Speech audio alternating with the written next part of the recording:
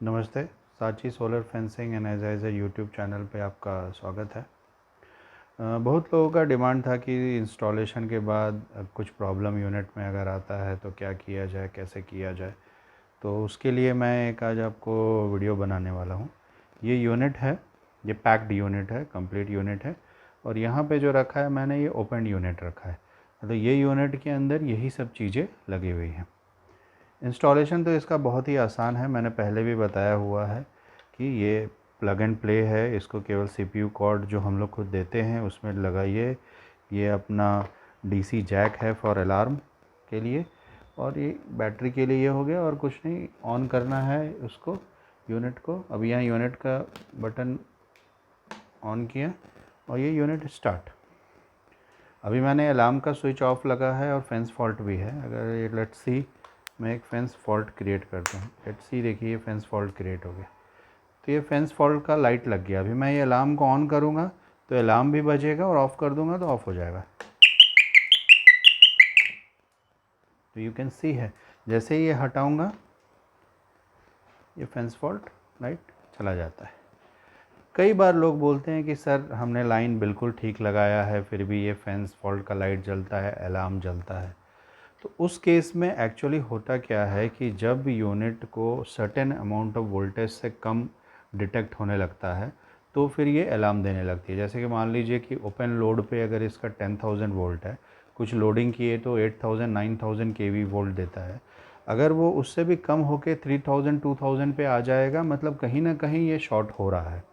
तो उसका दो तीन चीज़ें हम लोग को देखना पड़ता है। एक तो अभी जैसे ये ओपन यूनिट में देखेंगे तो ये अलार्म का हमारा सेक्शन है, पीसीबी है। तो इसमें एक सेंस पॉट दिया हुआ है। ये पॉट से हम लोग क्या करते हैं, जो यहाँ का जो सीटी है, हम लोग जो कॉयल देते हैं सीटी कॉयल, उसके लिए एडजस्टमेंट हम लोग इसको करते हैं। तो उसको करने से कई बार जो भी फॉल्ट रहता है वो कम हो जाता है।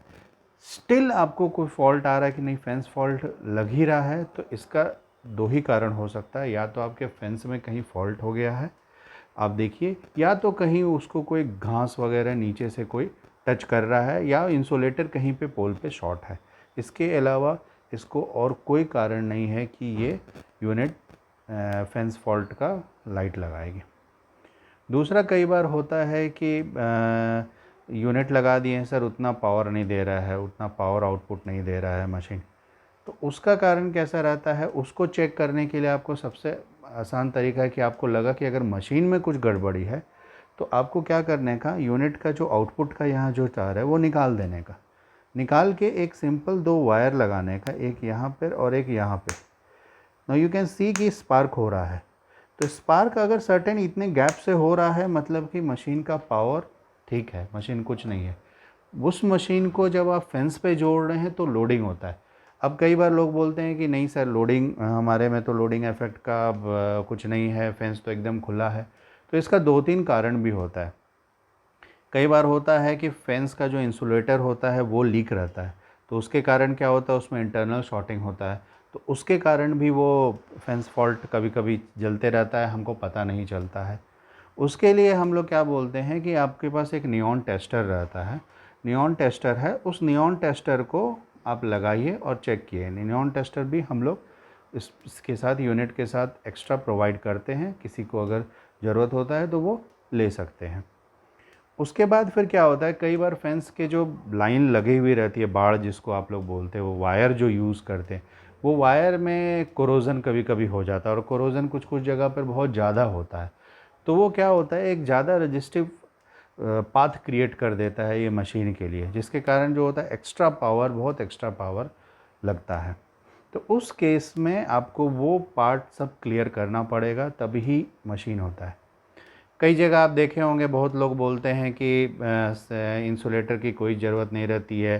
वो छोटे से पाइप का जो आप लोग एसडीपी पाइप आता है, या ड्रिप इरिगेशन के लिए जो पाइप यूज़ करते हैं उसको कट करने के लिए, मैं मानता हूँ वो लो कॉस्ट है, कई कई चीज़ में काम भी कर जाता है। बट इट्स नॉट सर्टेन कि वो हमेशा काम ही करेगा। वो कभी कभी कोई केस में कैसा होता है, क्योंकि जब उसका मोल्डिंग होता है ना, तो मोल्डिंग इक्विवेलेंट केस में नहीं होता है। कई कई जगह पर आप देखेंगे उसमें कहीं कहीं पे पतला मोल्डिंग हो जाता है, कहीं जाड़ा मोल्डिंग होता है, तो उसके चलते वो मिसबिहेव करता है और लोगों को लगता है कि नहीं नहीं, मशीन में फॉल्ट है। ये मशीन में कुछ रॉकेट साइंस नहीं है कि इसको बहुत ज़्यादा कुछ फॉल्ट होगा, ठीक है। तो ज़्यादातर फॉल्ट हमारे फेंस में लगाने के तरीके से या फेंस में कुछ प्रॉब्लम क्रिएट हो रहा है उसी के चलते होता है। ये हो जाने के बाद जब हम लोग प्रॉपर इंस्टॉलेशन करते हैं, कई लोग बोलते हैं बैम्बू में लगा दिए, यहाँ लगा दिए, वो सब हम लोग कर सकते हैं, कोई इशू नहीं है। कई लोग होते हैं कि टेम्प्रोरी बेसिस पे लगाते हैं, बोलते हैं कि सर हम लोग इस फसल के लिए लगाए हैं, उसके बाद हम लोग बाद निकाल लेंगे बाद में। वो आप कर सकते हैं, इट्स योर विश, आप उसमें जैसे चाहे वैसे कर सकते हैं। बट मेरा रिकमेंडेशन रहेगा कि इसका आप अगर अच्छा रिज़ल्ट आउटपुट चाहते हैं तो आप इसको बढ़िया से यूज़ करें, बढ़िया फेंसिंग कराएं और उसके बाद इसका रिज़ल्ट जो होगा वो 100% होगा। लोग बोलते हैं सर हम बैम्बू यूज़ कर, आप बैम्बू भी यूज़ कर सकते हैं, सीमेंट का पोल भी यूज़ कर सकते हैं, आप जीआई का पोल भी यूज़ कर सकते हैं, एंगल भी यूज़ कर सकते हैं, बशर्ते आप इंसुलेटर अच्छा यूज़ करिए, हुक इंसुलेटर यूज़ करिए, रील इंसुलेटर यूज़ करिए, कोई भी इंसुलेटर यूज़ करिए, बट अच्छे क्वालिटी का इंसुलेटर यूज़ करिए। मार्केट में बहुत सारे पतले पतले इंसुलेटर्स भी आ गए हैं, आप उसको देखिएगा तो मतलब यूवी आपके हाथ से वो टूट जाता है। तो उससे क्या होता है कि जब आप लगाते हैं बारिश धूप से तो उसका स्ट्रेंथ कम हो जाता है, तो उसके चलते भी एक बहुत बड़ा प्रॉब्लम क्रिएट करता है और हमको पता नहीं चलता है कि क्या करें। ये सब तो ठीक था कि मैंने आपको बताया कि कैसे आप चेक कर सकते हैं फेंस में क्या है, कैसे फॉल्ट अगर कुछ आ रहा है आपको, यही 2 बेसिक फॉल्ट्स है जो आता है। अगर मशीन ऑन करने के जैसे बैटरी कनेक्शन कर दिए, ऑन कर दिए और नहीं चल रहा है, कोई इंडिकेशन नहीं आ रहा है, तो आपको फिर देखना है कि इसको निकालने का है यहाँ से, उसके बाद यहाँ नीचे का फ्यूज़ होल्डर में चेक करने का कि फ्यूज़ तो नहीं गया हुआ है। अगर फ्यूज़ गया हुआ है तो उसका कारण यही हो सकता है कि आपने बैटरी का कनेक्शन उल्टा जोड़ा होगा, तभी वो फ्यूज़ जाता है। अगर फ्यूज़ नहीं गया तब है तो कुछ इसमें इंटरनल प्रॉब्लम हो सकता है, यहाँ पे पॉजिटिव नेगेटिव रहता है। फिर उसके बाद क्या करना है, जब खोल लेंगे यूनिट और अगर रिप्लेसमेंट के लिए आप हमारे पास भेजते हैं तो हम लोग तो चेक करके आपको दे देंगे। बट इन केस कई बार होता है, कुछ लोग बहुत दूर रहते हैं या कुछ लोग होते हैं कि जिनके यहाँ पे थोड़ा बहुत जो इंजीनियरिंग कर लेते हैं या जो कुछ खोल लेते हैं, उनको होता है कि नहीं हम लोग खुद से भी कर ले, तो उसमें क्या रहता है, इसका कुछ नहीं है। आप यहाँ पे देखेंगे ये जो बैटरी का है, ये 2 वायर आया हुआ है, ये वायर यहाँ गया है, तो आपको यहाँ से यहाँ का कंटिन्यूटी चेक करना है। अगर ये कंटिन्यूटी मिल रहा है देन इट्स ओके। आप यहाँ पे फिर वोल्टेज चेक कर लीजिए कि यहाँ पे 12 वोल्ट मिल रहा है कि नहीं। अगर 12 वोल्ट यहाँ पे भी मिल रहा है तो ठीक है, तो आपको फिर मतलब कि ये पीसीबी में पावर आ रहा है। उसके बाद आपको क्या चेक करना है कि ये जो कैपेसिटर का 2 वायर लगा हुआ है, एक यहाँ और एक यहाँ पे, ये 2 जगह पे वोल्टेज कितना जनरेट कर रहा है जब आप यूनिट ऑन कर दीजिए। उसके बाद आप देखिए कि यहाँ इन दोनों के पॉइंट पे वोल्टेज कितना जनरेट कर रहा है। बट हाँ, ये सब चीज़ करने के पहले आप पूरा प्रिकॉशन लीजिए, क्योंकि यहाँ पे हाई वोल्टेज जनरेट होता है। तो आप जो भी मल्टीमीटर लें, अच्छा मल्टीमीटर लें, उसमें प्रोटेक्शन होना चाहिए, उसमें फ्यूज़ होना चाहिए। आपको यहाँ पे जो भी चेक करना है, यहाँ पे सब डीसी में चेक करना है, यहाँ पे सब कुछ डीसी पे चेक करना है मल्टीमीटर पे, कुछ भी एसी पे रख के अपने को चेक नहीं करना है। यहाँ पे जब आप कैपेसिटर का वोल्टेज देखेंगे तो अराउंड 500 टू 550 टू 490 से लेकर 650 तक आना चाहिए, तभी कैपेसिटर चार्ज करेगा और दूसरा ये फिर डिस्चार्ज।